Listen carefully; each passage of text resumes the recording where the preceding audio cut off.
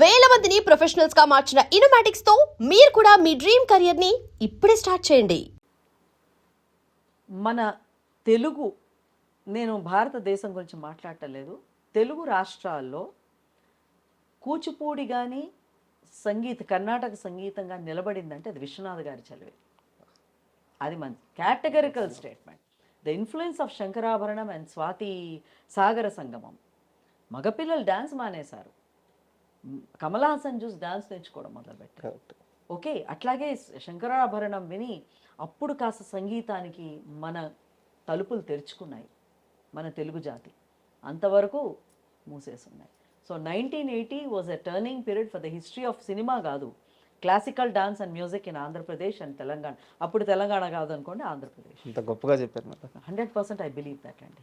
Cinema అన్నది గొప్ప medium అండి. అది చాలా తక్కువ అంచనా. సినిమా డాన్సా, సినిమా నాకు చాలా కోపం వస్తుంది. చాలా గొప్ప సంగీతాలండి అవన్నీ. ఈ రోజున కొన్ని రాగాలు మామూలు జనాలకి చేరాయంటే సినిమా వల్లనే. వాళ్ళకి ఇంకా ఈ ఆ చెవికి ఇంపుగా సెట్ చేయడం వల్ల ఆ రాగాలు అది నేర్చుకోవాలన్న అభిలాష సొసైటీలో కలిగింది only because cinema director, cinema music, cinema dancers. Super. మనం ఎలాగో సినిమా గురించే ప్రస్తావన కొనసాగుతుంది కాబట్టి ఇప్పుడున్న సినిమా డాన్సులు కాస్త కమర్షియల్ అయిన మాట వాస్తవమే. కానీ మీకు ఇప్పుడున్న డాన్సర్స్లో మీకు బాగా అంటే ఈ హీరో ప్రతి స్టెప్ని లేదా ప్రతి భంగిమని ఈ హీరో చాలా బాగా చేస్తాడు, మీకు నచ్చే డాన్సర్ ఎవరు హీరోలు? చాలా మంది ఉన్నారండి. This whole generation I like. Specially classical mould ఉన్న డాన్సర్స్లో జూనియర్ ఎన్టీఆర్ గారు. ఎందుకంటే కూచిపూడి డాన్సర్ ఆయన 100%. అండ్ ఆయన ఒక కూచిపూడి డాన్సర్ ఎలా చేయాలో అలా చేస్తారు. మళ్ళీ సినిమా వెస్ట్రన్ లైట్ వచ్చేసరికి అంత బాగా చేస్తారు. సో ఆ బాడీ ఫ్లెక్సిబిలిటీ ఉన్నవాళ్ళు ఆయన. అట్లాగే definitely this inspiration I take from movies. మీరు ఎప్పుడైనా నా బ్యాలెన్స్ చూడండి, మీకు అది అర్థం అవుతుంది. కనిపించినట్టు ఉంటుంది ఆ ఇన్ఫ్లుయెన్స్. ఇప్పుడు Allu Arjun Pushpa, that's an influence. ఆ వాక్, ఇలాగా షోల్డర్ ఎత్తి పెట్టుకున్న వాక్, అది ఒక దాంట్లో నేను పెట్టాను. అవునా? క్లాసికల్లో పెట్టా, నోబడి కుడ్ రికగ్నైజ్. అట్లాగే రామ్ చరణ్ తేజ్, ఆయన రంగస్థల. వీళ్ళు ఎక్స్ట్రాడినరీ ఆర్టిస్టులు అండి. వీళ్ళందరూ ఏమన్నా చేయగలిగే కెపాసిటీ ఉన్నవాళ్ళు. అండ్ డెఫినెట్లీ ఈ జనరేషన్తో పోల్చుకుంటే వాళ్ళు నా ఇన్స్పిరేషన్ అని చెప్తాను నేను, డెఫినెట్గా. అయితే నా దగ్గర ఒక ఇంట్రెస్టింగ్ క్వశ్చన్ ఉంది. ఇది మిమ్మల్ని ఇబ్బంది పెట్టాలని అడగట్లేదు కానీ బట్ నాకు ఒక క్లారిఫికేషన్ కోసం అడుగుతున్నాను. మీరు గతంలో కొన్ని ఇంటర్వ్యూలో మాట్లాడుతూ ఇక్కడ ఎవరైతే ఇప్పుడు మన ఇండియన్స్ కానీ లేదా మన తెలుగువారు కానీ ఎవరైతే ఉన్నారో వీళ్ళందరికంటే కూడా బయటికి వెళ్ళిపోయిన వాళ్ళే ఎక్కువ మన సంస్కృతి కానీ మన పద్ధతులను కానీ పాటిస్తున్నారు. ఒక రకంగా ఇక్కడ ఉన్న వాళ్ళకి దాని విలువ తెలియట్లేదు అన్నట్టు మీరు మాట్లాడినట్టు గుర్తు. నేను కరెక్టేనా? నిజమే. ఎందుకంటే నేను అమెరికా, యూకే అంతా చూశాను కదా, ఇంక్లూడింగ్ ఇస్లాం కంట్రీస్. ఎవరైతే తెలుగు వాళ్ళు ఇక్కడి నుంచి వెళ్ళారు, నేను తెలుగు వాళ్ళ గురించి మాట్లాడాను, ఓకే, మిగతా ఇంకే భాష వాళ్ళ గురించి కాదు, వెళ్ళారు. వాళ్ళు మేబీ జాగ్రఫికల్గా మనం దూరం అయ్యామను మన దేశానికి, మన నేటివిటీకి. వాళ్ళు ఎక్కువ సంప్రదాయాల్ని, ఆచారాల్ని పాటిస్తున్నారు ఇప్పటికీ కూడా. బహుశా ఇక్కడ ఉన్న వాళ్ళు మనం ఇక్కడే ఉన్నాం కదా అనేసి వదులుకుంటున్నామేమో. మనం వదులుకుంటున్నాము, సమస్య లేదు. ఇంకా మా Srikakulam so called backward districts. నిన్న అర్ధనారీశ్వరం ప్రోగ్రాంలో మా ప్రవీణ ఆవిడ ఒక గొప్ప మాట చెప్పారు గెస్ట్గా వచ్చి.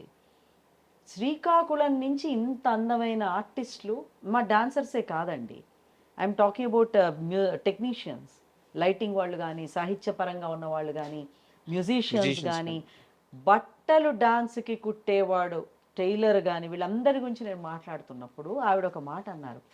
శ్రీకాకుళం నుంచి ఇంత అందమైన వాళ్ళు ఉన్నారంటే దాన్ని మనం బ్యాక్వర్డ్ డిస్ట్రిక్ట్ అంటున్నామంటే I want all the districts to be backward అన్నాను.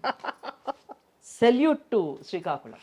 ఎస్, ఎందుకంటే అంత గొప్ప. అది ఊరికే ఆర్థిక పరంగా కొంత అసమానతలు అంటూ ఏ డిస్ట్రిక్ట్ అయినా ఉంటాయండి. హిస్టారికల్గా కొంచెం వెనకబాటుతనం ఉండొచ్చు, తప్పులేదు. మనం 24 గంటలు బ్యాక్వర్డ్ అని కూర్చుంటే ఎప్పటికీ అది ఫార్వర్డ్ అవుతుంది. అది ఫార్వర్డే, మనం బ్యాక్వర్డ్ చేస్తున్నాం. So I believe that Telugu వాళ్ళకి తెలుగు తన నుంచి కొంచెం దూరం అవుతున్నారు, అది మాత్రం ఉంది 100%. మేడం, అంటే ఈ ప్రశ్న మిమ్మల్ని చాలామంది అడిగి ఉండొచ్చు, మీరు చెప్పుండొచ్చు, బట్ నేను నా క్లారిఫికేషన్ కోసం మా ఆడియన్స్ కోసం అడుగుతున్నాను. స్వాతి సోమనాథ్ అనగానే ఒక నిండుతనం, ఒక చీరకట్టు, ఒక అమ్మవారిలాగా నిండుతనంగా ఆ బొట్టు. సో ఈ లుక్ మెయింటైన్ చేయడానికి ప్రధానమైన కారణం ఏంటి? మీరు ఎక్కడ చూసినా ఇలాగే కనిపిస్తారు, ఇంత నిండుతనంగానే కనిపిస్తారు. ప్రధాన కారణం ఏం లేదు. మీరు నమ్మినా నమ్మకపోయినా ఇంటర్లోనే ఇంత పెద్ద బొట్టు పెట్టుకుని కాలేజ్కి వెళ్ళాను. Kasturba Gandhi college, Marredpally. I don't know అది ఎందుకు అలా వచ్చిందో తెలియదు. మేబీ పూర్వజన్మ సంస్కారం ఏమో. కానీ మా ఇంట్లో కానీ బయట కానీ ఫ్రెండ్స్ కానీ ఎవ్వరు కూడా నువ్వు ఇలా ఉండాలి అని చెప్పలే. మేడం ఆటోమేటిక్గా న్యాచురల్గా వచ్చింది. దానికి పెద్ద కారణం అంటూ ఏం లేదు. బట్ ఇప్పుడు నేను ఇంకో విధంగా కూడా కనిపించడానికి ఇష్టపడను. Because not only my identity, I like to be like this. It's not the question ఏదో మీడియా గురించనో పత్రికల వాళ్ళ గురించనో స్టేజ్ గురించనో నేను ఈ డ్రెస్ చేసుకోను. I'm always like this and I will remain like this. ఇది తెలుగుదనం, నేను తెలుగు అమ్మాయిని. సో అది ఎప్పటికీ నేను చచ్చిపోయేంత వరకు నాతో ఉంటుంది. అండ్ స్వాతి సోమనాథ్ ఈ మొత్తం ప్రయాణంలో ద్రౌపది పాత్ర మీద మీరు కళారూపం, నృత్య రూపం ఇచ్చారు. ద్రౌపది నా కామసూత్ర తర్వాత ద్రౌపది మేజర్ బ్యాలే నాకు. అయితే ఆ పాత్రకి మీరు అంటే ఆ ప్రదర్శన అయిపోయిన తర్వాత కూడా ద్రౌపది పాత్రకి, ఆ క్యారెక్టర్కి మీరు చాలా దగ్గర అయిపోయారు. దాని నుంచి బయటికి రావడానికి చాలా కాలం పట్టింది అని చెప్పి తెలిసింది, నిజమేనా? మొత్తం నా ప్రపంచ సాహిత్యంలోనే ద్రౌపది అంటే అత్యంత ఇష్టమైన నాయిక నాకు. ఎందుకంటే ఆవిడికి ఎదురైన సమస్యలు ప్రపంచంలో ఏ ఆడదానికి ఎదురు కాలేదు. ఫైనల్లీ ఆవిడ లైఫ్ ట్రాజడీయే. ఎందుకంటే ఆవిడకి ఏం మిగిలింది చెప్పండి? పట్ట మహిషి అన్న ఒక బిరుదు తప్పిస్తే కనీసం ఆవిడ పిల్లలు కూడా ఆవిడకి దక్కలేదు కదా. ఉప పాండవులు 5 చనిపోయారు భారత యుద్ధంలో. సో ఏవి నోచుకొని, ఏ ఆనందానికి నోచుకొని భారతదేశంలో ధర్మం నిలబడడానికి, పాండవులు మళ్ళీ రాజ్యం వెళ్తే ధర్మం నిలబడుతుంది అని చెప్పి ఆ ధర్మానికి ప్రతీక ద్రౌపది. ఆవిడ 5 పెళ్లి చేసుకోకపోతే వీళ్ళు ఎవరి దారి వాళ్ళు చూసుకుని ఉండుంటే ఈరోజు భారత యుద్ధం జరిగేది కాదు. కాబట్టి నాకు చాలా అత్యంత ఇష్టమైన నాయక ద్రౌపది. ఆవిడ చేసినప్పుడు మాత్రం ఒక 1 డే వరకు నేను ఆ ఫీల్లో ఉంటానండి, ఆ బ్యాలే. ఎందుకంటే మొత్తం నవరసాలు ఉన్న పాత్ర అది. ఆ ఇమోషన్ బయటికి వచ్చినప్పుడు మాత్రం it takes time for me to adjust. అంటే ఒక స్తబ్దత అలా ఆవరించేస్తున్నాను ఒక రోజు వరకు. పెద్దగా ఎవరితో మాట్లాడడం కానీ ఉండదు, అలాగా అందులోనే ఉంటాను. ముందు రోజు ఉంటాను, తర్వాత రోజు ఉంటాను. తర్వాత of course we have to come out of that. But she is one of the greatest feminist world has ever produced. ఆ ద్రౌపది బ్యాలేలో ఏదో ఒక సెగ్మెంట్లో ఏదన్నా ఒక మంచి హావభావం ఇచ్చే చిన్న ఎక్స్ప్రెషన్స్ మాకు. వోల్గా గారు రాశారు ద్రౌపది స్క్రిప్ట్కి. మీకు తెలుసు ఆవిడ బాగా. She a very good feminist writer and మంచి పంచ్ దీంట్లో రాశారు ఆవిడ. అందులో ఒకటి ద్రౌపది సోలో ఉంటుంది. ద్రౌపది లైఫ్ స్టార్ట్ అయిందేనండి స్వయంవరంతో. సాధారణంగా నృత్యనాటిక చేసేవాళ్ళు స్వయంవరం వరకు తీసుకుంటారు. స్వయంవరం వరకు ఏముంది ఆవిడకి? ఆవిడ అదేంటి అయోనిజ, అసలు అగ్నిలో నుంచి పుట్టింది. తల్లిదండ్రుల దగ్గర హ్యాపీగా పెరిగింది, ఒక ప్రిన్సెస్ ఆవిడ. తర్వాత పెళ్లి చేసుకుంది, అంతే. అసలు లైఫ్ ఆ స్వయంవరంతోనే మొదలైంది.